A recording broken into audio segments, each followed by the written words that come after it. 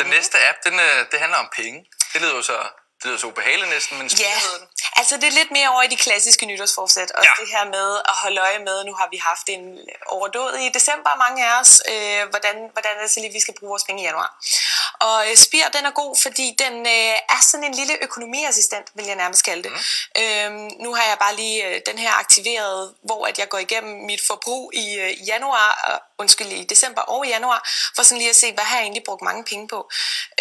Og så kan du altså også sætte de her forbrugsmål, som jeg tænker er lidt det nye i forhold til, hvad du kan på din normale netbank. Ja, for jeg skulle sige at spørge, er det ikke bare sådan, jeg kan gøre? Ja, netop i min netbank eller altså, nu har jeg selv Danske Bank, og den kan forholdsvis meget, og det kan de fleste netbanker også, men den er sindssygt brugervenlig, vil jeg sige. Nu har jeg testet den i noget tid.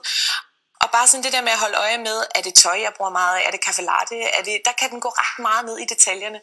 Selvfølgelig på baggrund af din økonomi, du kobler den op til din netbank, så det er kun transaktioner, du har for din netbank, som den kan se, ikke? Men ellers så er den altså ret god til netop at finde ud af, hvor er det egentlig, at mit budget det falder. Check.